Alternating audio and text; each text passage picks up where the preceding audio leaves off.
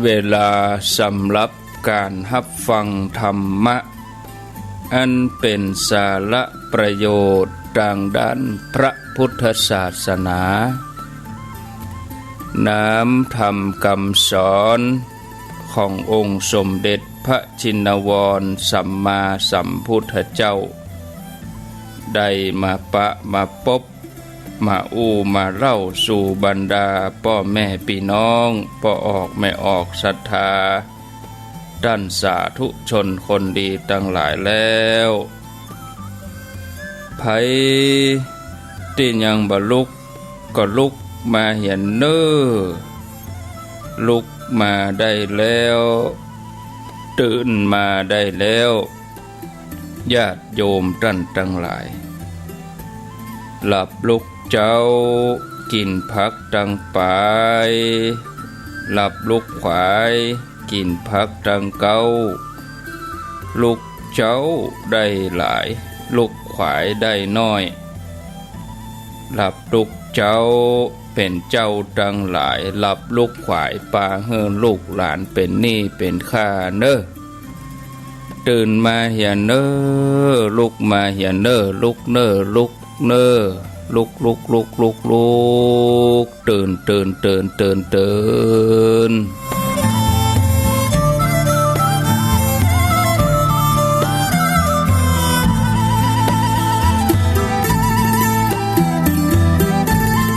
ลูกเจ้าตื่นตัวเจ้าบัวกับอาหันเยื่องนาพังพร้อมลุกขวายบ่ตันหนตางกีดก้อมก้าตัวบ่ต้อมปุ่นอายจุงเก่งเข้าไว้อย่าไปเฮือขวายต่อหน้าสบายจำไว้เน้อเจ้าจำไว้เน้อเจ้า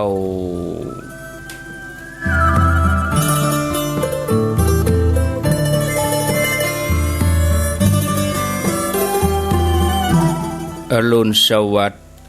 ธรรมะสวัสดีสวัสดียามเจ้า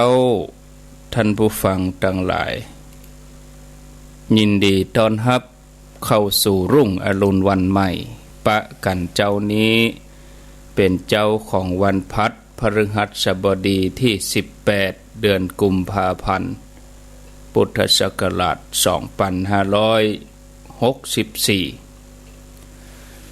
วันนี้เป็นวันเดือน6เหนือขึ้น7ค่ำพร่ำว่าเป็นวันที่18วันพฤหัสบดีวันพุธนี้เป็นวันพระเป็นวันศีลเดือน6ออก8ค่ำวันพุธศีลหน้าก็เป็นมาฆปูจาเดือน6เพ็งวันศุกร์หน้านี่ญาติโยมท่านทั้งหลายมาปะกันในรายการเสียงธรรมแสงอรุณอยู่กับอาตมภาพพระครูอภิวัฒนวิกรมวัดปักตังเจริญตำบลดอยหล่ออำเภอดอยหล่อจังหวัดเชียงใหม่ต่อจากรายการสัพเพหิระปกิณกะใกล้แจ้งเสียงธรรมแสงทองโดยตุลุงยองดอยน้อยเรียบร้อยไปตี3ถึงตี5เป็นประจำพัดศุกร์เสาร์ตี5ก็มาปะกับอาตมาภาพณที่สถานีวิทยุแห่งนี้หลายคลื่นหลายสถานี 89.50 บ้านทุ่งเรดิโอ 98.75 วัดห้วยตองซัก 90.0 เวียงป่าเป้าเรดิโอ 100.25 คณะสงฆ์อำเภอฝางมนเสียงธรรมแม่แจ่ม 106.25 วิทยุชุมชนคนเมืองลี้ 103.75 เสียงธรรมจากวัดจันทร์ 103.50 วิทยุชุมชนคนนาน้อยจังหวัดน่าน 91.50 สีคำเรดิโออำเภอเวียงสาจังหวัดน่าน 92.50 เสียงใสเรดิโอ FM 100.75 อำเภอต้าวังผาจังหวัดน่านแล้วก็ที่วัดไฟหิน 104.50 น่านฟ้าเรดิโอ 101.75 วิทยุชุมชนคนต้นน้ำ บ้านแม่เจดีใหม่โป่งน้ำฮ้อน 104.75 แล้วก็ติวิทยุชุมชนคนเหนือเขื่อน FM 90.75 วิทยุชุมชนคนเหนือเขื่อน 103.50 แดนดินถิ่นล้านนาอนุโมทนาสถานีวิทยุทุกคลื่นทุกที่ทุกแห่งที่เปิ้นได้เกาะสัญญาณเชื่อมสัญญาณนำรายการนี้ไปสู่ผู้ฟังทางบ้านตลอดจนถึงที่ล้านนาเรดิโอโดย 95.75 ของดีเจอ้อยท่านผู้ฟังที่รับฟังทางระบบออนไลน์บ่ว่าทางอินเทอร์เน็ตบ่ว่าทางเฟซบ่ว่าทาง YouTube Facebook ของวัดไฟหินกา Facebook ชื่อของอาตมาภาพกาตี5วันนี้กำเดียวแหมสักกำตี5เกิงก็จะได้ต่อสัญญาณไปที่ลำปางร่วมรายการกับท่านสมชาติที่เปิ้นอยู่วัดตุงโป่งอำเภอเมืองปานเมื่อแต่คืนนี้ท่านก็ได้ร่วมรายการจัดรายการร่วมกันจนถึง4 ทุ่มแต่คืนนี้เจ้านี้ก็จะได้ถวายเวลาให้เปิ้นแถมเกิงชั่วโมงเวลา30 นาทีตี5เกิงถึง6 โมงเพราะว่าบางสถานีเปิ้นก็รับถึง6 โมงที่วัดฝายหินโตยแล้วก็ที่เมืองฝางอันนี้ถึง6 โมงและส่วนที่อื่นๆก็ฟังกันไปต่อเนื่อง6 โมงแหมสักกรรมก็จะเป็นท่านมหาสมชาติวัดหนองยาวเพิ่นจะได้จัดรายการให้ญาติโยมได้ฟังกันมาปะกันเพื่อบ่ให้เป็นการเสียเวลาข้างแหมประมาณ10 นาทีก็จะได้ต่อสัญญาณไปที่ลำปางก็ขอกราบขอบพระคุณหลวงพ่อพระครูสันติเจติยากรเจ้าวาดวัดเกตกาลามที่สนับสนุนการเผยแผ่ธรรมะบำรุงสถานีจำนวน 5,000 บาทหลวงพ่อพระครูสันติเจติยากรส่วนนี้ก็จะไปสนับสนุนเรื่องกับอินเทอร์เน็ตพ่องที่หันชัดเจนแน่นอนกว่าวันพุกเนี่ยได้ใจแน่นอนวันพุกวันหือนี่ได้สนับสนุนทีมงานไฟหินที่เปิ้นจะไปถ่ายทอดสดงานที่เมืองปานถ้าเฮามีอินเทอร์เน็ตถ้าเฮาบ่มีอุปกรณ์อันอย่างมื้อนี้ก็ญาติโยมอยู่ทางบ้านก็บ่ได้ยินกันเนาะอันนี้ก็จะเป็นส่วนสนับสนุนดังนั้นไปวันนี้ก็ต้องขออนุญาตเนาะได้อ่านชื่อที่ข้างที่เหลือนี่มีนี่เกิงนี่นะจะไปอ่านเมื่อวันก็วันนี้ก็บ่ได้จัดเนาะวันพุธก็บ่ได้จัดจะได้จัดแห่งกรรมกับวันจันทร์ก็กลัวว่าจะลืมพอดีมีนี่เกิงก็จะเอามาอ่านมาอู้เพื่อญาติโยมทั้งหลายอนุโมทนาด้วยกันเนาะแม่รำไพพันธ์ทาวันนะบ้านป่าแม่แดงโดยสะเก็ดอันนี้ตั้งเมื่อมาโดยตุลุงมณิตแล้วเหมือนนักแก่แม่เดียวเขียวกัญญะบ้านโนงหาดนาคเพิ่นบ่ได้เขียนจำนวนเนาะเพิ่นบ่ได้เขียนจำนวนอาตมาก็เริ่มได้อ่านนะแม่จันสมพันสมบัติบ้านป่าเหี่ยวสันกำแพงบำรุงสถานีมา100 บาทแม่อัมพรสามหงบ้านป่าแม่แดงป่อเทาแม่สายวังใหม่ปักตังสามัคคี100 บาทโยมน้ำเพชรทรเทพ100 บาทป่อติบข่าวอ่อนปักตังสามัคคี100 บาทป่อคำตันแม่น้อยสุขใสปักตังสามัคคี100 บาทแม่ยอดมโนมุตปักตังสามัคคี40 บาทแม่พันชัยยองปักตังสามัคคี50 บาทปักตังสามัคคีก็ม่อนฤาษีเนี่ยนะม่อนฤาษีโดยหลอนอันนี้เติมเมื่อไปสืบจะจ่าแล้วดอกเอาเหมือนนักแก่ได้เอารายชื่ออย่างมาอ่านเฮเปิ้นแม่ยวงคำอินทปานบ้านบวกบง100 บาทโดยหลอนี่นะนางสะสีธรกับเอื้องบ้านห้วยสายตาลี่100 บาท แม่บัวคำแสงศาลาปากตังสามัคคีม่อนฤาษี100 บาทป้อไลแม่บัวผินใจวงแก้วปากตังสามัคคีดอยหล่อนี่100 บาทแม่มนทาแก้วมาแม่จันเรือนใส200 บาทอันนี้ก็เมินนักแกแม่อมราวงแหวน200 บาทดอกคนหอมปลืม ศรัทธาญาติโยมท่านทั้งหลายแม่เดินเพนทิมบางดานไว้ไปหน้า200 บาทอนุโมทนาแม่มนวงสายะพุทธนิมิต100 บาทแม่วิลาวงสายะดงหัดนาค100 บาทแม่จันติบแสงทองตลาดป่ากล้วยท่าวังตาลสารปี100 บาทพ่อกำนันสุทินแม่กำนันยุพินสุรินทะปากตังเจริญ200 บาทป้าอุ้ยกองจันมาตันบุญ500 บาทแม่แดงบุญธรรม40 บาทอันนี้อยู่กิวแลป่าเป้านะโอ้อันนี้เมื่อไปบุญบรรจุพระที่กิวแลป่าเป้าแล้วดอกเหมือนนักแกแม่อัมพานางเอมออนบุตรดากิวแลป่าเป้า100 บาทป้อสุกแม่แปงแก้วจันอันนี้อยู่บ้านอย่างกำได้เขียนสักกำเนอะขออภัยไม่ได้อ่านเนาะแม่อัมพรทะมินทรบ้านตาศาลา300 บาทอนุโมทนาแม่บัวลอยปัญญาดงตาศาลาตันไว้ไปหน้า100 บาทแม่เจริญศรีวิชัยบ้านร้องแยงสันทราย100 บาทโอ้เหมือนนะเนาะญาติโยมท่านทั้งหลายก็แม่แสงเพน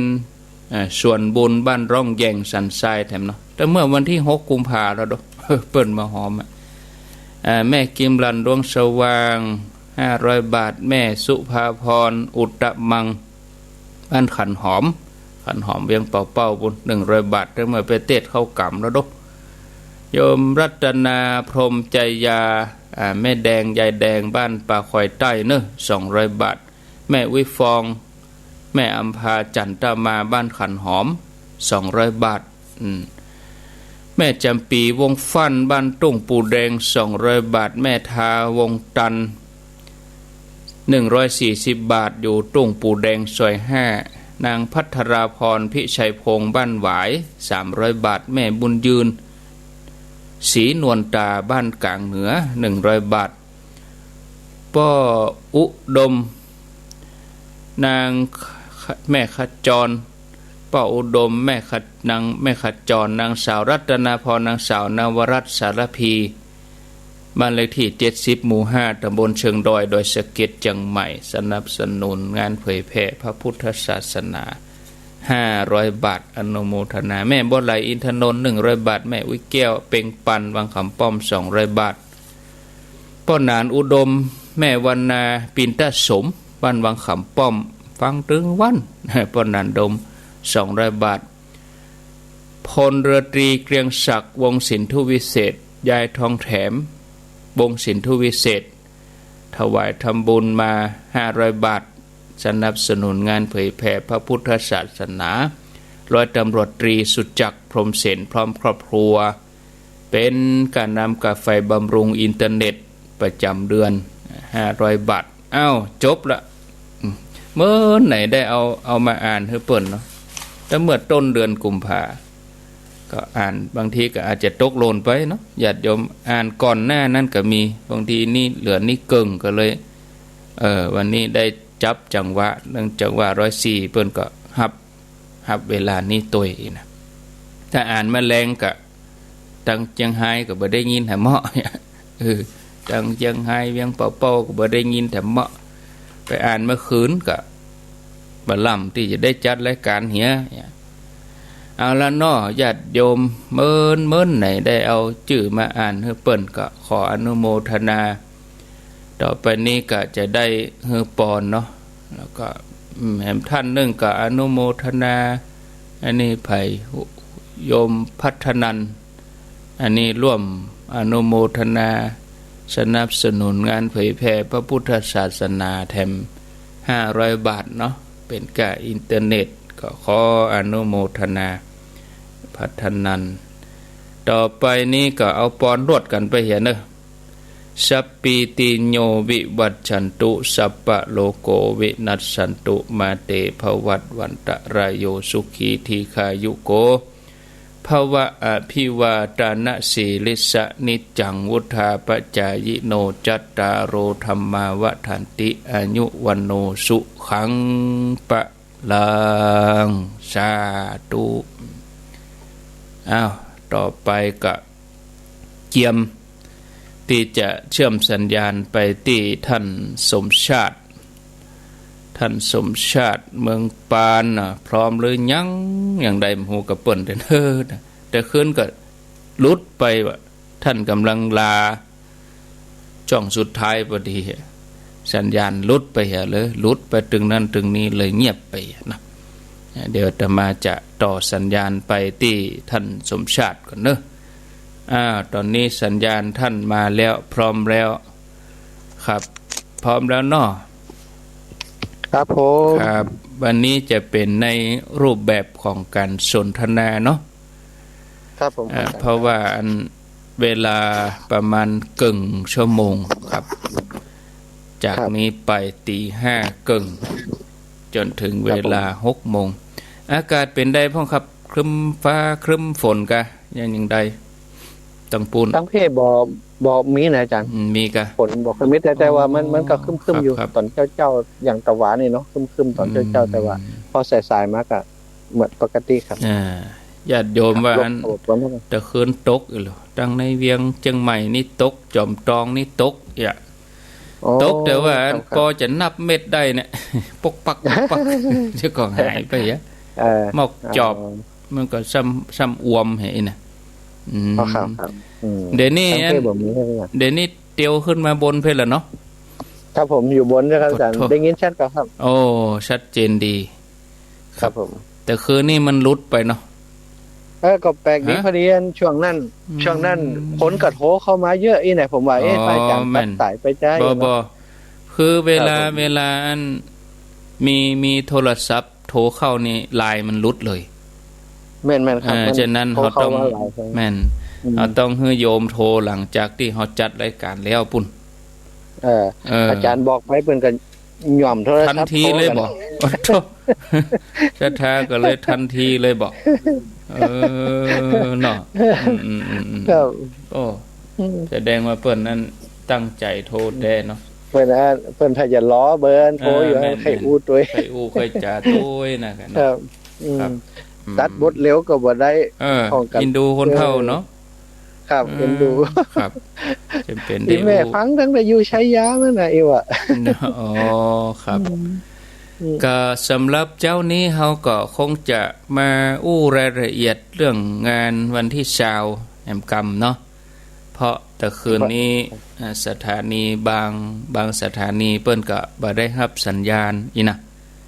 แม่เจ้านี้ก็เฮาก็จะอู้จากันแถมกรรมเนาะครับผมคือวันที่20นี่ก็วันฮือนี่แหละเนาะครับวันฮือนี่วันฮือล่ะครับครับกิจกรรมลักๆนี่ก็ใครนิมนต์ท่านได้อู้ได้จาแจ้งบอกศรัทธาญาติโยมเห็นสักน้อยก็เดี๋ยวผมมีอย่างที่จะสอบถามผมก็จะได้สอบถามไปในรูปแบบกิจกรรมวันที่20นะอย่างใดพ่องเริ่มต้นกันเวลาใดอย่างใดอีกนิมนต์นะครับนิมนต์ครับครับผมถวายความเคารพก่อนเด้อก็ครูบาอาจารย์ท่านพระครูพิวัฒนวิกรมตลอดถึงครูบาอาจารย์พระเถรานุเถระเปื่อนภิกษุสามเณรสหธรรมิกทั้งหลายที่เปิดฟังรายการธรรมะยามเจ้านี้ทางคลื่นสถานีวิทยุนี่อยู่ตลอดถึงอีปออีแม่คนเฒ่าคนแก่ทุกท่านเด้อติดฟังรายการกันอยู่ลุกมาบ่เจ้าหน้าตายังบ่ได้ล่างกำเตือเนาะก็มาพระสงฆ์ฟังพระสงฆ์องค์ข้าเจ้าเปิ่นมาอูมาจาเรื่องเกศสาระความรู้ต่างๆแต่ช่วงนี้เนาะอาตมากับพระอาจารย์เข้ารายการมาก็อูกันถึงกิจกรรมที่เขาจะทำกันในวันที่20จริงๆแล้วในส่วนตัวก็จะทำเป็นกิจกรรมเล็กๆอีเนาะสิ่งที่ตั้งใจไว้ก็คือจะตอนเจ้าเขาก็เขาเดินออกจากหมู่บ้านเมื่อวันที่5พฤศจิกายนปี63เมื่อแล้วนะแล้วก็มา บัดเดี๋ยวเขาจะกลับเข้าบ้านเขาก็สะสางล้างสวยล้างเนื้อล้างตัวให้เรียบร้อยก่อนเดินทางไปเกือบ 2,000 กิโลผ่านจังหวัดไปบ่ฮู้กี่จังหวัดผ่านโควิดไปเนาะเขาก็กลัวชาวบ้านเพิ่นจะรังเกียจก็มาปฏิบัติธรรมปลีกวิเวกอยู่ประจ้านี่20วันครบวันที่19อีแหมจะถึงเนี้ยก็ปลีกวิเวกได้ถึงวันที่16เนาะก็อธิษฐานไปแล้วก็ตอนนี้ก็คือออกจากวิเวกแล้วก็สามารถทำกิจกรรมอย่างต่างๆแต่ว่ายังบ่เข้าไปในหมู่บ้านของตัวเก่าเตื้อพอได้นัดหมายกันละว่าจะเข้าวันที่20ซึ่งกิจกรรมในวันที่20อย่างครูบาอาจารย์ได้ถามได้นำเข้าสู่รายการตะกี้ก็คือตอนเจ้าเนี่ยก็จะเป็นบิณฑบาตปกติเนาะเขาก็จะบิณฑบาตเข้าไปหมู่บ้านพร้อมกับคณะกรรมการโครงการพัฒนาโรงเรียนขนาดเล็กของที่เขาทำกันอยู่ก็จะบิณฑบาตเข้าไปก็พระสงฆ์ประมาณสัก 8-9 รูปพี่น้องทั้งหลายก็จะบิณฑบาตไปตั้งแต่ห่างบ้านเนาะตั้งแต่บ้านติวไปตั้งแต่แยกบ้านติวอิตนะแยกที่อันถนนใหญ่ที่จะเข้าบ้านติวเขาก็อาจจะเดินจากหันไปศรัทธาพี่น้องบ้านติวก็จะใส่บาตรตามข้างต่างไปเนาะก็คงจะประกาศเดี๋ยววันที่19จะประกาศว่าสิ่งที่เขาต้องการให้เพิ่นใส่บาตรมีอย่างพ้องอีเนาะก็จะส่วนใหญ่ก็จะเป็นเข้าที่เปิ้นห่อบ่ได้เปิ้นห่อตองเนาะวันผูกนี่เปิ้นจะวันเนี้ยเปิ้นจะไปเอาใบตองกันเอามาให้คนเฒ่าคนแก่เพิ่นก็จะเป็นห่อตองตั้งเพเพิ่นอนุรักษ์ในเรื่องของบาเกี่ยวในเรื่องของบ่ให้มีมลพิษเนาะบ่ใจถุงพลาสติกในการห่อข้าวอีเนาะก็จะใจใบตองอันนี้ก็จะให้เปิ้นใส่บาตรตอนเช้านั่นเลยอาตมาก็จะบิณฑบาตไปเจ้าบ้านเปิ้นก็มีงานตั้งเพเปิ้นจะห้อมเข้ากันอีแม่อีปอทั้งหลายเปิ้นจะห้อมเข้ากันถุง2ถุงก็ว่าไปกับเข้าใส่ฝ่องอย่างฝ่องเอกก็จะบิณฑบาตไปก็จากบ้านติ้วก็จะไปบ้านตรงปงบ้านหมู่1นี้จะมีอยู่4ปอกด้วยกันบ้านติ้วบ้านตรงปงบ้านตรงหลงห้วยน้ำเย็นอีปอยแม่ก็จะนัดหมายเปิ้นว่าบ้านติ้วบ้านตรงปงแล้วก็จะโซดไปหาพี่น้องห้วยน้ำเย็นแห่กำจะเดินแวดให้เพิ่นแห่กำไปหาเพิ่นห้วยน้ำเย็นแล้วก็ซดเข้าตรงหลงแห่กำจะเดินไปในบ้านเพิ่นพุ่นน่ะแล้วก็ปิกลงมาที่อันวัดนี่ไหนก็จะใช้เวลาประมาณสักชั่วโมงเนี่ยพี่น้องทั้งหลายก็จะบิณฑบาตแสดงว่าเขาจะออกจากที่พักที่ประจ้านี้ไป6 โมงครึ่งเนาะ6 โมงครึ่ง7 โมงอีเท่าน่ะถ้า6 โมงครึ่งนี่เจ้าบ้านเป็นบัดตัน7 โมงก็เดินจากนี้ไปก็7 โมงปลายๆสักน้อยก็จะเข้าหมู่บ้านไปเรื่อยๆก็จะเสร็จบิณฑบาตประมาณ8 โมงอย่างจ้าก็8 โมงครึ่ง8 โมงครึ่งปุ๊บก็เข้าไปในวัดละคำนี้ก็ไปเข้าไปในวัดก็เจ้าบ้านศรัทธาพระสงฆ์องค์เจ้าเพิ่นก็อยู่ในวัดแล้วเนาะที่เพิ่นรอต้อนรับก็อยู่ในวัดในวาเนี่ยเข้าไปเรียบร้อยแล้วก็จะฉันจังหันฉันเจ้าก่อนพระสงฆ์องค์เจ้าตีครูบาอาจารย์เนาะที่จะมาเตรียมตัวก่อนเนี่ยเรื่องของสถานีวิทยุอย่างต่างๆ ก็จะเดินทางมาวันที่19ก็จะได้ฉันภัตตาหารฉันจังหันด้วยกันตอนเจ้านั้นพอเรียบร้อยจากฉันเจ้าแล้วก็จะเข้าสู่พิธีของการทำทักษิณานุปทานทักษิณานุปทานนี่เขาทำตอนที่เขาจะเดินทางไปครั้งหนึ่งอีปอยแม่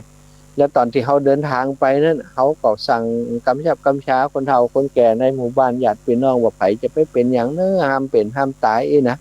ก็เหมือนกับว่าตายกันนักๆเน้ออีเนาะไปแค่3 เดือนตายไป 4-5 คนรวมถึงบัดเดียวที่เขานอนไปจ้านี่7 คนเข้าไปละอีปอยแม่เขาก็ว่าเพิ่นก็จะได้มาพังไปตอนนี้แต่ว่าเนาะเขาก็ไม่ได้ช่วยกันช่วยงั้นก็เลยว่าไหนๆเขากลับมานี่เขาก็จะทำทักษิณานุปทานแห่งครั้งหนึ่งส่วนหนึ่งก็ถวายเป็นพระราชกุศลอุทิศให้กับพระบาทสมเด็จพระเจ้าอยู่หัวรัชกาลที่9อาตมาทำโครงการนี้วันที่13วันสวรรคตเปิ้น13 ตุลาเนาะก็วันที่เริ่มโครงการครั้งแรกนะเขาก็จะทำบุญหาเปิ้นแหมแล้วก็ที่สำคัญทำบุญหาคนเฒ่าคนแก่อีพ่ออีแม่ปู่ย่าตายายที่มีคุณอุปการกับบ้านกับจองเฮาพ่อแม่ทั้งหลายเพราะว่าเปิ้นก่อนจะมาเป็นบ้านเป็นจองคือเฮาอยู่อย่างอีเนาะบ่ก่อนลำบากจะได้นี่คนรุ่นเฮานี่บ่ค่อยตันหู้ก็มีแต่ว่าเฮานี่ก็ตันหู้จัดนักเนาะที่หันความลำบากของเปิ้นถนนหนทางก่อนเป็นขี้เปอะขี้ต้ม วัวควายก็เดินท่านเขาก็เดินด้วยกันท่านไม่เกิดบางทีเนี่ยเกิดปัญหาถามได้ซุกเนาะนั่นก็คือเปิ่นก็พัฒนากันมาบัดเดียวนี้จนเป็นลาดยางกว้างลึกเข้าหมู่บ้านเนี่ยมันคือสิ่งที่คนหลุนหลังเปิ่นเนี่ยไว้อาตมาก็จะทักษิณะคือเปิ่นอีเนาะคนที่เปิ่นเป็นผู้นำก็ดีเป็นครูบาอาจารย์เป็นพระสงฆ์องค์เจ้าจะได้ทักษิณะคือเปิ่นโมดก็เป็นการเอาบุญมาคือเปิ่นอีเด้อนะเงินที่เฮาทำเนี่ยมาคือเปิ่นก็จะเป็นช่วงของประมาณ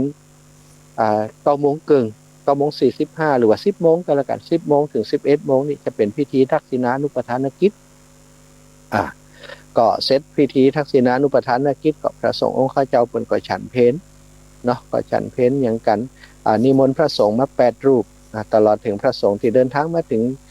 ก่อนก็ดีอย่างก็ดีก็จะได้ฉันเพลช่วงที่พระสงฆ์ฉันเพลเนี่ย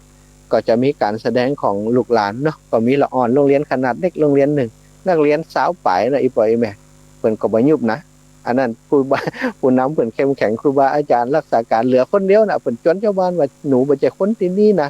มาอยู่ที่นี่ก็มาดูแลลูกหลานให้ท่านถ้าท่านจะปล่อยยุบนี่เอาวันหน้าก็ลำบากเด้ออีเนาะชาวบ้านเพิ่นก็ช่วยกันเอาโรงเรียนเพิ่นอยู่แล้วก็เพิ่นก็มีผลงานทั้งวิชาการเพิ่นก็ดีเพิ่นก็ที่สำคัญโรงเรียนนี่นะเปิ้นอันอยู่โดยศิลปะที่เปิ้นอันเป็นการสอนหลักสูตรเปิ้นว่ามวยไทยลีลาเนาะโอ้ไปแข่งไหนก็ชนะเนาะละอ่อนนี่โอ้ลำมวยงามมีปล่อยแม่เปิ้นประกอบเพลงเนี่ยไปประกวดเขตก็ชนะระดับภาคก็ชนะไปถึงระดับประเทศพุ่นลูกอันนี้เฮาก็จะบอกคือเปิ้นแล้วว่าวันที่20เนี่ยบอกบ่ได้นะเฮาบ่เชิญบอกว่าคนเฒ่าคนแก่อีปอยอีแม่ตั้งแต่ที่เชียงใหม่ลำพูนลำปาง40กว่ากันเพิ่นจะมาสู่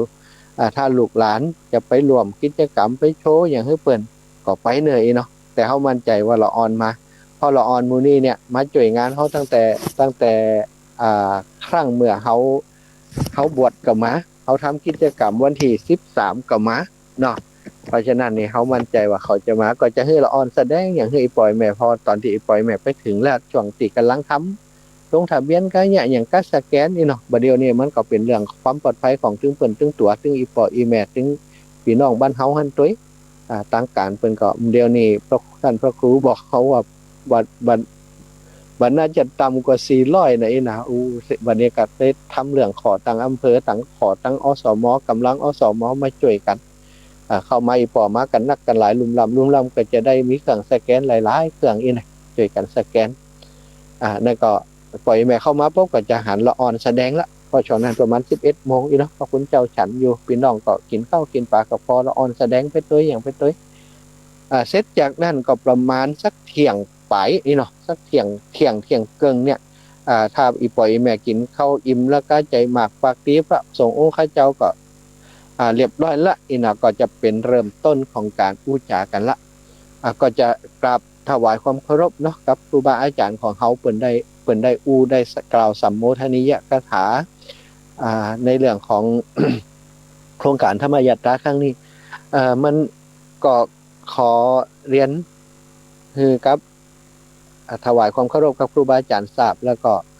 แจ้งกับพี่น้องทราบโครงการนี้เฮาทำโดยการที่มีเจ้าคณะเนาะเจ้าคณะอำเภอ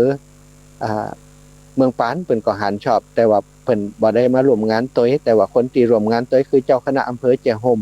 หลวงพ่อเจ้าพระครูวินิจวรการเจ้าคณะอำเภอแจ้ห่มก็เป็นตุลุงตุอาวเฮาแล้วไปมันพอมาเป็นป่อเฮาทั้งพระทั้งศาสนาแหมมาเป็นอุปชาคือ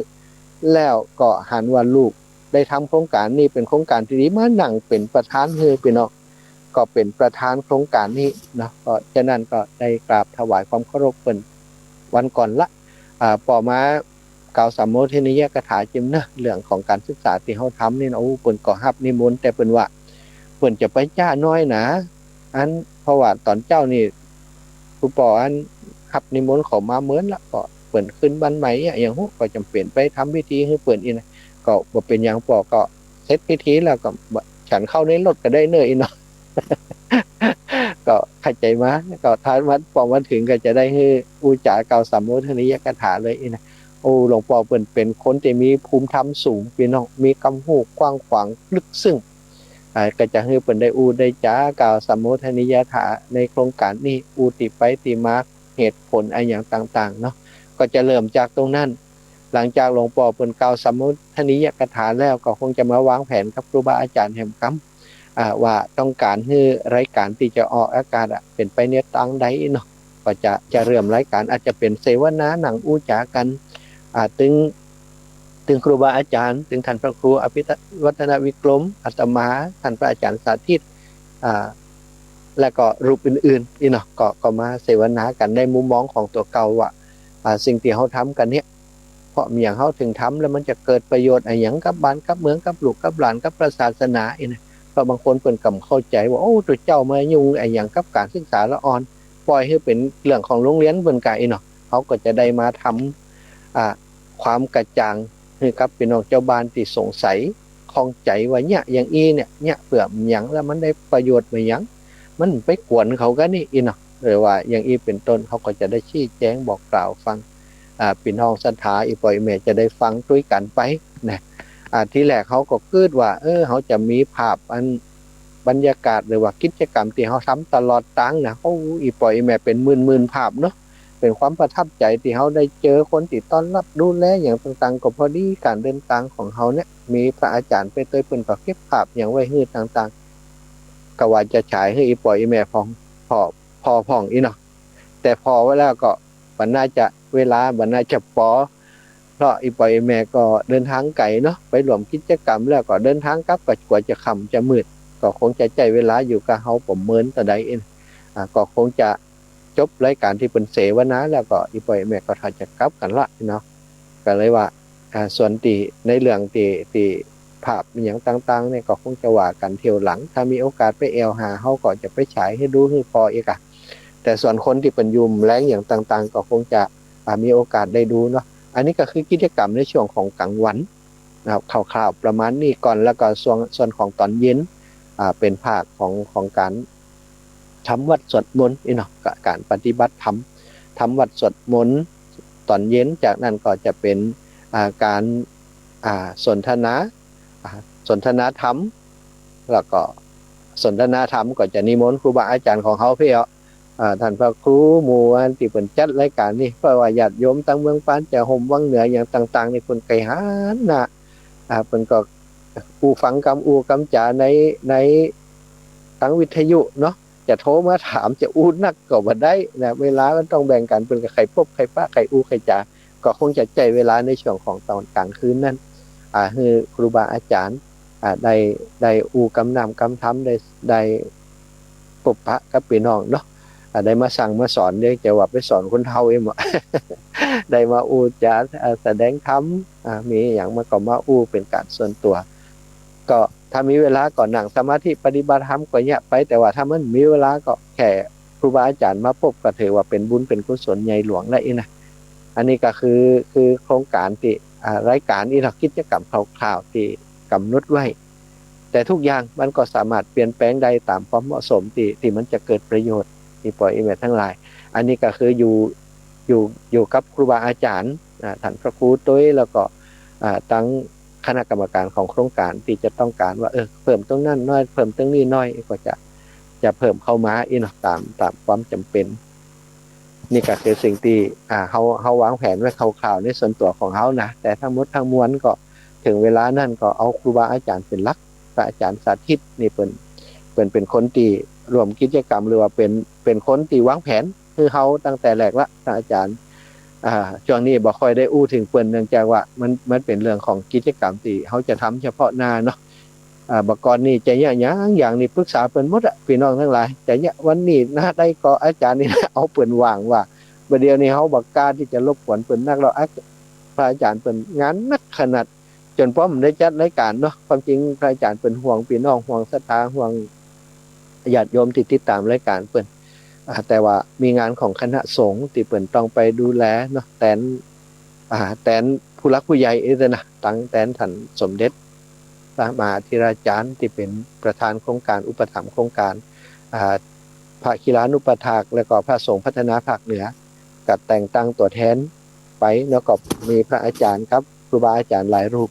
ก็ไปตรวจงานดูงานคณะสงฆ์16จังหวัดภาคเหนือพี่น้องก็เป็นภาระที่อิฐพอสมควรวันนี้ยังบ่ได้กลับวัดเลยนะ วันนี้น่าจะเป็นวันสุดท้ายเนาะที่เปิ่นได้เสร็จภารกิจก็คงจะกลับถึงวัดบนแหลงพุ่นนะนี่ก็บ่ได้อู้ได้จากันเลยเนาะตักทายกันไปนิดๆหน่อยๆเพราะภารกิจเปิ่นนักใจสมองอยู่เขาบ่อยากจะรบกวนเปิ่นแต่วันที่มาร่วมงานก็คงจะต้องรบกวนละ เพราะอาจารย์เปิ่นเป็นนักวางแผนเปิ่นจะตรงนี้เอาอย่างนี้อย่างนี้อย่างนี้เขาก็จะตามเปิ่นเนาะอันนี้ก็แจ้งคร่าวๆนะตอนนี้วันนี้เขาก็จะเตรียมในเรื่องของอันป้ายบอกทางเนอะพี่น้องที่จะเดินทางมาจากตั้งพะเยาเชียงรายตั้งเวียงป่าเป้าอย่างบ่ต้องห่วงใครจะไปหล่ำเข้าแจงโฮมเนอะเข้าแจงโฮมไป15 กิโลกะถ้าหล่ำแต่ก็ไปซื้อน้ำปูมาคือเขาจิบ แจงโฮมนี่เป็นเมืองที่น้ำปูล้ำน้ำปูดีนะเปิ่นเขามันจะว่าล่อเลี้ยนเปิ่นไหนปล่อยแม่เปิ่นภูมิใจเพราะว่าเป็นบ้านเมืองที่เป็นแตะเนาะที่อื่นเนี่ยน้ำปูตึ้งบัดเต่าแจงโฮมนี่น้ำปูล้ำพี่น้องแม่ตาก็จะมาหลายคนอยู่บอกว่าจะเอามาฝากนะจะเอาอันยาขึ้นมาฝากก็ว่าจะเอาน้ำปูมาเปิ่นมีอัตลักษณ์พี่น้องแจงโฮมเนาะแต่อู้ถึงนี่ก็ไม่อยากจะให้เลยไปมาถึงแถวอันหันป้ายก็เข้าอุทยานแห่งชาติแจ้ซ้อนเข้าอำเภอเมืองปานนี่เลี้ยวเข้าหันนะเนอะที่บันสันมะเขือเลี้ยวเข้ามาถ้าลูกตังงานวังเหนือมาก็เลี้ยวขวาพี่น้องตังแยกจะอยู่ฝั่งขวามือเลี้ยวขวาเข้า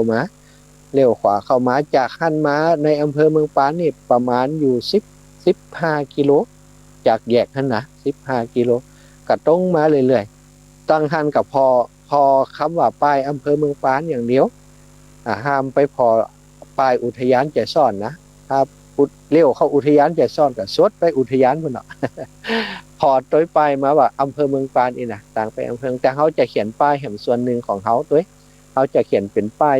สีขาวเนี่ยพื้นป้ายสีขาวตัวหนังสือสีแดงว่าไปวัดทุ่งโป่งเองอะเขาจะเขียนลูกศรจี้ให้ไปตัดแยกได้ดีกว่าอีแม่จะเลี้ยวเขาจะเขียนดักหัวไว้ว่าเลี้ยวตรงไปคือทุ่งโป่งท่านเลี้ยวไปเชซ่อนเนี่ยเขาจะเขียนให้เนอะถ้ามาจากวังเหนือนะวังเหนือเวียงป่าเปาจะเขียนไปถึงพุ่นอะถึงหน้าอำเภอหน้าที่ว่าการอำเภอแล้วก็เขียนเข้าไปตั้งหมู่บ้านเขาเข้าตั้งหมู่บ้านนี่อีปออีแม่เข้าได้2 ตั้งก็ง่ายเหมือนกันเขาจะเขียนบอกว่าถ้าท่านเลี้ยวซ้ายก็เข้าที่บ้านป้ายเข้าบ้านทุ่งโป่งอีนะมันจะเลี้ยวซ้ายเข้าไปฮั่นแต่ว่าถ้าบ่อยากเลี้ยวเข้าฮั่นก็คือตรงไปแหมกิโลมันก็เป็นตั้งที่เลี้ยวลงหมู่บ้านพอดีเหมือนกันอันนั้นก็กว้างดีเหมือนกันก็ไประยะทางเท่ากันเป๊ะเลยไปได้2 ตังไปได้2 ตังถ้าตรงไปก็คือไปแหมตังแต่เขาก็จะเขียนป้ายใหญ่ๆดักไว้ว่าต้องเลี้ยวตรงนั้นอีนะถ้าเลี้ยวแหมตังก็คือไปแหมหมู่บ้านนี่ก็จะเลี้ยวตรงเขาจะเขียนตังบอกตังไว้ให้ปล่อยแม่เพื่อความสะดวกแหมหน่อยแต่บัดเดียวนี่คนขับรถนี่เพิ่นเก่งเนอะบางทีนี่เขาได้บอกเพิ่นเพราะเพิ่นมี GPS เพิ่นจะพิมพ์คำว่าวัดทุ่งโป่งอีนะอีน้องที่มันปูใน GPS มันจะบอกติ๊กๆอีก50 เมตรเลี้ยวซ้ายอีนะ มันจะบอกไปเรื่อยๆนะ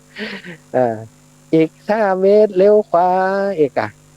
ก5 นาทีถึงวัดเอ็มจะบอกมัดนี่ประเดี๋ยว GPS มันเก่งนะเก่งแต่ว่ามึงแต่ป้าเขาไปหลงก็มีแต่เจี๋ยมันแตกกันเลยเพราะฉะนั้นจะเขียนป้ายบอกคือตัวที่สำคัญเอาง่ายๆเนาะมาจากที่ไหนก็แล้วแต่เนี่ยเล็งอย่างเดียวไปถึงตัวที่ว่าการอำเภอคือได้ที่ว่าการอำเภอเมืองปานเนี่ยจอดแวะเขาจำถ้าสมมติว่าบ่หันป้ายแต่บ่มั่นใจปวดหลับถามคนข้างตังว่าอีป้อไปอำเภอเมืองปานตังใดนี่นะถ้าเขาจี้ว่าตังเพกตรงไปเลยไปคือถึงอำเภออย่างเดียวพอไปถึงที่ว่าการอำเภอป๊บเนี่ยเลยจากที่ว่าการอำเภอไปแค่800 เมตรจะถึงตังแยกติดเลี้ยวเข้าหมู่บ้านเลยอีปล่อยแม่ทั้งหลายกำนันก็ง่ายเลี้ยวคิดว่าบ่มีไผหลงมาว่านั่นนะจะหันป้ายหันอย่างชัดเจนก็บ่หลงละก็ป้าง่ายๆเนาะอันนี้ก็คือสิ่งที่เกี่ยวกับหนตังที่จะบอกคือกับอีปล่อยแม่แล้วก็บอกคือกับอีปล่อยแม่แห่งเรื่องนึงก็คือว่าได้ยินพระอาจารย์ว่าเพิ่นจะฮอเข้ากันมาไหนวะเขาก็ว่าโอ้เปิ่นเดินทางมาตั้งแต่หอเข้าหอน้ำบ่ลังลำบากก้าพระอาจารย์ตั้งเพศก็เตรียมไว้จัดนักหนาเนาะพระอาจารย์ก็บอกว่าปกติเนาะเปิ่นก็เป็นอย่างอันกันอีนะแต่ส่วนใหญ่ก็เป็นอย่างอันแต่นะคนเฒ่าคนแก่ปล่อยแมวจะไปไหนเปิ่นว่าหวังน้ำบ่หน้าบ่ดีอีนะ ส่วนมากจะห่อเข้าไว้บางคนห่อเป็นกองวุ้นนะ ในรถมีอย่างมีกะห่อเข้ามีกะน้ำพริกมีกะอะไรอย่างต่างๆที่เป็นบัจเจว่าขัวบ่ได้กินเนาะเอาไปไหนนี่มันไรเป็นว่าบัดนี้หวังนะบ่น่าอีน่ะบางเกือบวันแน่นะปล่อยแม่เอาเตือไปไหนโอ้รถเสียกลางตางอีน่ะบัดถึงร้านอาหารบัดถึงตีหมายใช่กำเตืออีเนาะมันก็ดีเท่าห่อข้าวห่อน้ำไปนี่มันโอ้มาอย่างน้อยก็กินข้าวอิ่มกินข้าวใจหมากปากนี้ก็แก้ไขปัญหากันไปอีกแต่ได้ข่าวว่าอีปอยอีแม่จะห่อเข้ามาเนาะก็บัดต้องห่อมานักเนอะตังเพศก็จะมีใส่ยามเพื่อกับอยู่นะ อูกับแม่บ้านเขาตะวาละวันนี้ก็บอกเพิ่นว่าโอ้แม่บ้านเขาก็บ่ได้เครียดนะมันจะว่าโอ้เพิ่นมา4-500จะยะหยังนี่บ่บุบหมูบุบปลายห้ามยะเน้ออีเนาะว่าเฮ้ยยะอย่างอันน่ะบ้านเฮาเนี่ยเป็นบ้านนอกเป็นบ้านที่มีผักไม้ใส่เขียอย่างนักหน้านี่ก็ต้นผักกาดผักสะปะสะปันที่เฮาปลูกกันเขาก็เอาผักปลอดสารเนี่ยมาเลี้ยงมาดูเปิ้นผักนึงก็ติย่อยง่ายติกินง่ายคนเฒ่าคนแก่เปิ้นชอบอยู่เนาะเป็นผักนึงเป็นบาผักแป้งแตงกวาอย่างเฮามีเขาก็มาเลี้ยงมาดูเปิ้นโอ้เขาก็นัดกันแล้วนะได้ข่าวว่าวันนี้จะไปพอผักพอไม้พอไอ้หยังต่างๆก็จะเอามาทำอาหารดูแลอีปออีแม่แหมส่วนหนึ่งซึ่งส่วนหนึ่งอีปอยแม่ก็ห่อไม้เนาะแต่ส่วนหนึ่งเจ้าบ้านเพิ่นก็จะเตรียมกันเขาก็ดีใจกับเพิ่นที่เพิ่นตั้งใจที่จะดูแลอีปอยอีแม่เขาก็บอกว่าอิดเห็นว่าเนาะเขาก็คิดว่าเพิ่นจะมานักนี่เนาะเจ้าบ้านก็โอ้แบบดีใจละพระอาจารย์ที่เพิ่นมาเนี่ยเขาก็คิดเหมือนกันว่าพระอาจารย์มาเนี่ยพี่น้องเจ้าบ้านมีกับหมู่เฮาอีเนาะกว่าพระอาจารย์งอมนี่นะอันนี้เพิ่นมากันนักกันหลายก็เป็นบุญของคนบ้านเฮาตัวคนบ้านเฮาส่วนใหญ่ก็เป็นแฟนรายการคนติดตามพระอาจารย์บางคนมาฟังมาตั้งแต่พระอาจารย์จัดรายการนะพี่น้องเปลี่ยนวิทยุไป3-4เครื่องแล้วก็มีนะเพิ่นก็ฟังกันเพิ่นบ่หันนะเพราะเพิ่นไปหาบ่ได้คนเฒ่าเพิ่นเดินทางบ่ได้แล้วก็ลูกหลานเพิ่นบ่ได้สนใจเรื่องนี้เพิ่นก็ฟังเหมือนเพิ่นว่าบ่หันหน้าหันตาแต่เหมือนกับว่าฮู้จักอีว่าเพราะเพิ่นมาหันแต่จะอย่างที่เพิ่นกึดกำกึดหัวบางป่องก็ว่า ตอนที่พระอาจารย์อู้ในสถานีที่วิทยุก็เหมือนกับเป็นคนอายุนักอีนักเป็นคนแก่อีว่ะแต่ว่าหันในหูปในอย่างใน Facebook ในอย่างที่ลูกหลานเอาคือพอเป็นว่าเป็นละอ่อนอยู่แก้ว่ะเขาก็ว่าเจละอ่อนนะ40บาทเป็นละอ่อนจะได้ว่าแต่ว่าหน้าของพระอาจารย์เป็นนั้นเป็นหน้าหนุ่มเนาะหน้าคนบ่เครียดหน้าของคนมีธรรมะคนปฏิบัติธรรมคนเฒ่าคนแก่เพิ่นก็จะได้หันนั้นคนเตียนเปิ่นฟังว่าเมื่อได้กะเปิ่นก็จะได้หันหน้าหันตาตึ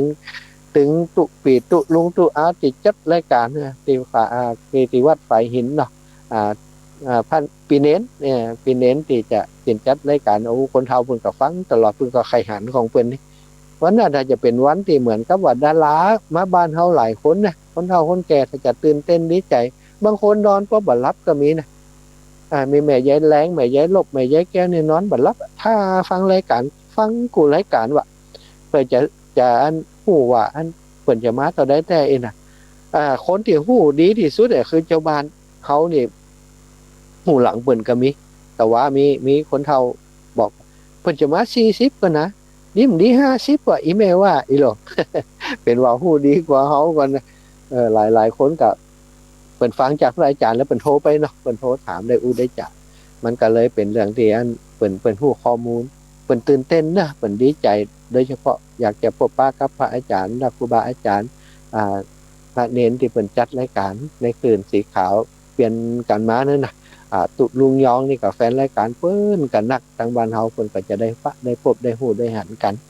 และที่สำคัญนี่จะได้หันคนดีคนงามเนาะคนที่เป็นเทพพระบุตรเทพธิดาทั้งหลายอีปออีแม่ที่จะเดินทางมาด้วยกันเนี่ยเขาถือว่าโอ้มีบุญคุณกับเฮาเนอะบัดเดียวนี่นะอีปออีแม่จะนับเฮาเป็นญาติเป็นลูกเป็นหลานก็บ่นับบ่ฮู้แต่เฮานับละ40กันรถที่จะมานี่เฮาจะถือว่าเป็นพ่อเป็นแม่เป็นปู่เป็นย่าเป็นพี่น้องเป็นญาติของเฮาเพราะว่าถ้าบ่มีบุญร่วมกันนี่เฮาคิดว่าบ่มาจะได้ก็บ่มาเพราะมามันจะง่าย1ไปบ่เสียงตังแฮมนะตั้งก่อเสียงอิดก่ออิดบางคนนี่สุขภาพบ่ดีจะให้เขาหามขึ้นรถมาว่ะจะให้คนดูแลว่าเข็นรถคือก็ไอ้อย่างกะอันนี้บัดใจเรื่องธรรมดาน่ะเพราะฉะนั้นเรื่องนี้เขาจะบอกว่า เขาบอกพระท่านพระอาจารย์ไปแล้วว่าที่เปิ่นจะมานี่ขอกำเนิดพระอาจารย์ให้เปิ่นนั้นทำรายละเอียดให้หมดให้ลูกหลานเขียนให้อีแม่จื่ออย่างอายุต่อได้อยู่บ้านเลขที่อย่างโทรศัพท์หมายเลขมายังเนี่ยเขียนส่วนตัวไว้เขียนแผ่นหนึ่งเนี่ยเหมือนกับละออนไปแอวงานอันวันเด็กนี่กะพ่อแม่กว่าหายเขียนอันนั้นติดนั้นถ้าลูกหายโทรศัพท์หาได้อีกอะแต่อีปล่อยแม่เขียนไว้เพื่อมันยังเพื่อว่าขึ้นรถไปปุ๊บเอายืนให้คนขับรถหรือว่ายืนให้คนที่เป็นหัวหน้าในรถกันนั่นน่ะเปิ่นล้มกันไว้คือเปิ่นล้มเขียนใส่กระดาษแผ่นหนึ่งเพื่อจะมาถึงวัดป๊อบผมต้องได้มาเขียนเห็นไหมเพราะว่ามาถึงวัดป๊อบนี่เปิ่นสแกนเปิ่นอย่างอีเนาะเปิ่นจะถามอีแม่ชื่อบะหยังเนี่ยหงเสียเขากับหูบดีอีเอาแต่เขากับหูดีเขากับหูดีแม่ชื่อนี่เนออีน่ะฟังกับคนกันหลายคนมันก็จะยุ่งฟังจื่อคำกลายเป็นเขียวไปเหียก็มีอย่างนี้มันก็จะยุ่งแต่ว่าอีแม่ชื่ออย่างอีนะเขาว่าอีแม่อันเขียนคือแล้วนะอีน้องอีกอะจบวันนี้ถ้าป๊บเนี่ยเขาก็จดเขาก็เอาแต่นั่นนะไปจดไปเขียนอีแม่ก็สแกนแล้วก็ไปเลยไปนั่งไปพักผ่อนไปกินน้ำกินท่าเข้าห้องน้ำห้องท่าสบายละเขาไม่ต้องห่วงอย่างก็ขออย่างอีที่มาด้วยกันหลายๆนะคน400-500คนมันจะยุ่งถ้าสมมติว่าอันอีแม่ชื่อยังอีกถามกันวุ่นวายเนาะใช้กันวนเงินมันจะยุ่งอีนะอูกับอันถัดว่าครูถัดกับโอ้กัดแต่เนาะหันตัวอีน่ะหันดีหันงามตัวก็ขออีปอยอีแม่ติฟังรายการนี้เขียนจีจิมเด้อพี่น้องบ้านเฮาก็เขียนด้วยเปิ้นก็ได้เนาะ แม่ยาแรงก็เขียนด้วยเปิ้นก็ได้เด้อแม่แรงนะอีเนี่ยเบอร์โทรศัพท์นี่อีเนี่ยพี่น้องบ้านเฮาติต่างบ้านต่างจองก็ขอให้เขียนอย่างอีมาเขียนมาจิมเพราะว่าถ้าเฮาเขียนมันจะยุ่งวุ่นวายเนาะอันนี้ก็เราบอกให้พี่น้องอีปอยอีแม่ได้เตรียมตัวส่วนนี้เด้อแล้วก็สตังค์บ่ต้องเอามานักเอามาหมกพอดีพอให้นี่กะมันก็มีอย่างนักวันนั้นก็เฮาแค่ได้หันหน้าอีปอยแม่เฮาก็ดีใจละเนาะเรื่องการให้การหอมบ่สำคัญคนเฮานี่ขอให้มีน้ำใจกันให้หอม10หอม20กับพอบ่ต้องว่าอู้ดีใจหอมนักหอมหลายมันใจว่ามดถุงเป้งตัวเก่าไปกลับไปบ้านไปเอาตีลูกตีหลานที่เขาจะว่าโอ้อีปอยอีแม่ทำบุญนี่ลำบากตัวเก่าแล้วนี่อีเหมเนาะก็เอาพอดีเนาะที่มานี่ก็เฮามาช่วยโรงเรียนก็ช่วยกันบอกพอดีพอให้เงินทองอย่างต่างๆมีนักก็บ่ใจดีพี่น้องทั้งหลายเอาบอกพอดีเฮาหาเงินคือโรงเรียนเนี่ยเฮาก็เอาหมอกป๊อปพอใจถ้ามันขาดแคลนแต่เฮาก็บอกลูกบอกหลานได้ที่ผ่านมาเนาะถึงวันนี้หามาบอกคือเขาพอจ้างครูก่อนแต่บัดเดี๋ยวนี้ตีจะทำต่อไปก็คงจะเป็นเรื่องนักหนาอยู่ก็อู้กันแล้วกันเพราะว่าเดือนนี้จะได้คือโรงเรียนอยู่ใดเนี่ยก็ตั้งการกันรู้จะเอาติ๊กๆแต่ว่าจะได้กระตามเนาะอย่างเขาตีบอกอีบ่อยแม่ก็ได้เขาจะได้เขากับยอบถ้าเปิ่นจะเอาลูกเอาหลานเขาไปแต่ก็ขอคือข้ามศพเขาไปก่อนก็แล้วกันถ้าลูกหลานให้คนหนึ่งบ่ยอมไปนะเปิ่นจะมาเมกมาเต็กไปเนี่ยเขาก็บอกค่าเขาเหี่ยก่อนไปค่อยเอาลูกหลานเขาไปมันจะได้เป็นกำตึกนี่นะเขาคนเขาขี้ข้านอู้นักจะสู้กันต่อไปจะได้เขาจังบอกแต่เขาบอกอย่างเดียวว่าลูกหลานเขาคนหนึ่งบ่ยอมไปเหลือคนเดียวเนี่ยเขาก็จะฮือสอนฮือเฮียนติฮะถ้าจะเอาไปกับข้ามซบเขาไปเหียมันก็จะได้จบกันไปเขาก็จะได้หุ่มได้มหันสิ่งติ่มดีมงามที่เขาจะเนี่ยต่อไปนะนี่คือกำสุดพี่น้องทั้งหลายอีปอยแม่ทั้งหลายที่ว่าจะปกป้องโรงเรียนจะได้เนี่ยเขาก็มีหมดเยอะแต่ว่าเขามั่นใจเนาะคุณงามความดีที่เขาตั้งใจเนี่ยตั้งใจทำสิ่งที่เขาหวังเขาได้ไปต่อต้านอย่างพระให้เขาขอเขาหวังว่าคือโรงเรียนนี่มันอยู่ต่อไปเตอะวันนาถ้าเกิดลูกหลานตีเอาสถานการณ์โลกนี่มันเปลี่ยนไปโควิดมันก็ตึงบ่หยอบบ่คล้ายลูกหลานที่ทำงานก็มีงานจะทำแล้วมีไผจะจ้างแล้วก็ต้องกลับบ้านกลับจองเขาจะได้เอาลูกเอาหลานกลับมาห่ำมาเฮียนอยู่กับบ้านกับจองเนี่ยคือสิ่งที่อนาคตตั้งหน้าเขาบ่ใจหู้วันนี้ว่าละอ่อนมันน้อยลง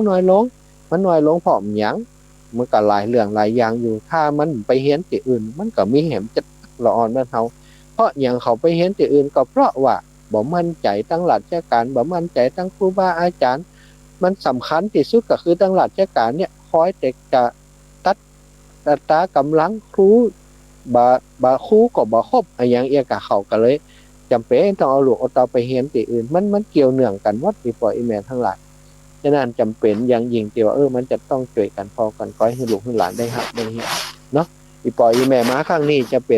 ป็นกำลังใจให้ละอ่อนให้กับคนในบ้านเฮานักเนี่ย40กันรถนี่รวม 4-500 คนเนี่ย มันเป็นสิ่งที่บ่เคยเกิดขึ้นในหมู่บ้านเฮากำเตือนน่ะรถตู้รถจะมา40รถตู้40กันเป็นอย่างต่ำแล้วก็รถที่ส่วนตัวแหมรถเก๋งรถปิกอัพอย่างที่ครูบาอาจารย์เอามาแหมอันนี้มันก็เป็นเรื่องที่บ่เคยเกิดขึ้นและมันเกิดขึ้นมันเป็นนิมิตหมายที่ดีเฮาตอนนี้เฮาจะบอกอีปออีแม่นี่เฮามีภาระที่จะต้องทำแถมเรื่องนึงก็คือทดแทนบุญคุณครูบาอาจารย์ที่เมตตาเฮาในครั้งนี้ท่านพระครูบาอาจารย์ทุกรูปทุกองค์ที่จะมางานเฮามารวมกิจกรรมในครั้งนี้เขาจะถือว่าเป็นครูบาอาจารย์ของเฮาจะเป็นคนที่เฮาจะดูแลไปจนกว่าชีวิตเฮาจะหมดลมหายใจเปิ้นมีงานการอย่างเฮาก็จะได้ไปช่วยไปดูแลเปิ้นอีนะเหมือนกับว่าตั้งแต่นี้ไปต้องเป็นพี่เป็นน้องกันอย่างเดียวเพราะสิ่งเหล่านี้มันบ่ได้เกิดขึ้นโดยบังเอิญเฮาคิดว่าเป็นบุญวาสนาที่มันเคยช่วยกันมาก่อนนะ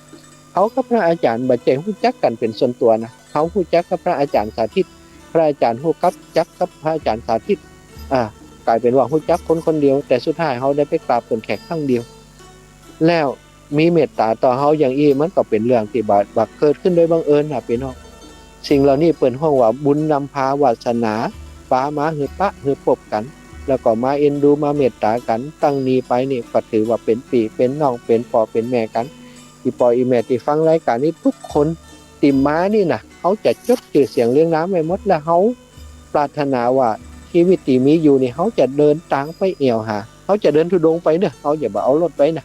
เฮาจะเดินธุดงค์ไปแอวหาเพราะว่าถ้าเอารถไปเดี๋ยวก็ปิกเดี๋ยวก็ไหว้ถ้าเดินธุดงค์ไปมันจะได้ปะกันห่วยหรอกจะเดินธุดงค์ไปแอวหาออกวาสาแล้วก็เจ้าเฮา เดินธุดงค์ไว้อย่าเดินธุดงค์ไปเรื่อยๆไปจะกฐินก็กฐินไว้เฮาเสาะกฐินให้เพิ่นแล้วเฮาก็บ่สนใจไปจะว่ากันจะได้ก็ว่าไปเฮาก็จะเดินธุดงค์ของเฮาไปแอวหาอีปออีแม่นี่ก็คือความตั้งใจเนาะตั้งนี้ไปก็จะได้เป็นพี่เป็นน้องกันเด้อไปลืมจดโทรศัพท์เบอร์โทรศัพท์คือเฮาจริงเบอร์โทรศัพท์ที่อายุตอนใดอยู่บ้านไหนให้ชัดให้เจนเฮาจะเก็บไว้เป็นอนุสรณ์เป็นตีระลึกแล้วก็จะเก็บไว้สำหรับที่จะไปแอวหาอีปออีแม่เฮาจะได้มีหลักฐานเนาะเฮาเดินธุดงค์ไปที่ไหนเฮาก็จะมาพอนี่โอ้บ้านนี้มันอยู่ใกล้กันก็นี่เพิ่นอยู่นี่ก็นี่นะก็จะไปหาเนาะพระอาจารย์ว่าจะได้ตอนนี้ค่ะก็พอสมควรจับเวลาแล้วเนาะ